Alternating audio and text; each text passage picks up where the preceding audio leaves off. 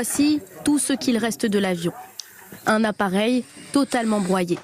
Des dizaines de débris éparpillés dans cette zone montagneuse, difficile d'accès. L'avion de la compagnie bolivienne s'est écrasé à 50 km de la ville colombienne de Medellín. À son bord, 81 personnes. Parmi elles, les joueurs d'une équipe brésilienne de football. Sur ces images, les joueurs sont filmés à l'aéroport en Bolivie avant de monter dans l'avion. Ils diffusent également des vidéos, une fois à l'intérieur. La voiture de l'assaillant porte les traces de la violence de l'attaque. À 9h52 heure locale, un étudiant fonce sur un groupe de piétons avec son véhicule.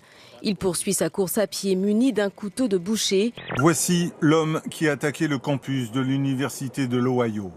Il s'appelle Abdul Razak Ali Artan, il serait d'origine somalienne, il était lui-même étudiant. Le forcené blesse 11 personnes avant d'être abattu par la police de l'université. En Ukraine, on vient tout juste d'inaugurer l'arche de Tchernobyl, un dôme métallique qui recouvre désormais le sarcophage entourant le réacteur 4, celui qui a explosé en 1986. Pourquoi avoir renoncé à vous présenter à la primaire ?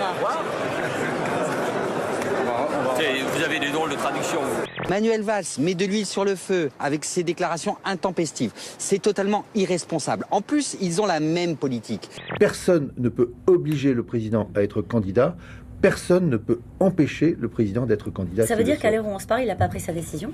Je n'en sais rien. Il est hors de question qu'il y ait la moindre crise institutionnelle. Il ne peut y avoir aucune confrontation politique au sein d'une primaire entre le président de la République et le Premier ministre. J'ai à cœur la France et la gauche. Aujourd'hui, les choses sont claires. Il y a un Premier ministre qui dit « j'attendrai que le président de la République fasse connaître sa décision ». Et si le président de la République est candidat, ce que je souhaite, alors il n'y aura pas de candidature parce que cela n'existe pas. On a une gauche kamikaze, Libération titrée la gauche titanique. Je crois que c'est encore pire parce que le Titanic, il y a eu des survivants. Vous avez conduit la France dans une impasse. Votre bilan est calamiteux. Et comme l'immense majorité des Français, nous pensons que cette longue parenthèse socialiste n'a que trop duré.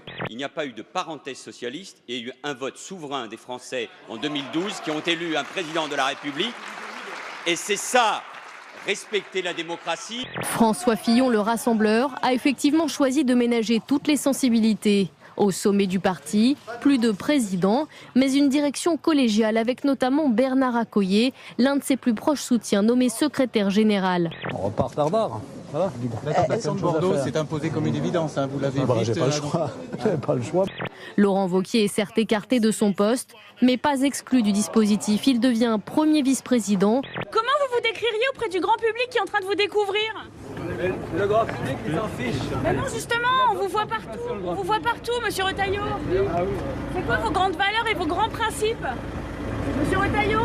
La discrétion. Les proches de Nicolas Sarkozy n'ont pas été oubliés, comme François Baroin. Il fera partie du comité politique avec entre autres Gérard Larcher et Bruno Retailleau, la garde rapprochée de François Fillon. Comment vous décririez monsieur Retailleau au grand public qui est en train de le découvrir ? Monsieur Retailleau, c'est un Vendéen. Très important. Garder un œil sur la politique nationale, notamment sur... La page est tournée pour moi. Une girafe qui repousse une lionne. L'image issue d'un documentaire animalier britannique impressionne les internautes. Après avoir vu ça, je ne me plaindrai plus dès lundi matin, dit celui-là. Je pensais que j'étais stressée jusqu'à ce que je voie cette girafe, ajoute celle-ci. Le bonheur, c'est donc simple comme un coup de sabot.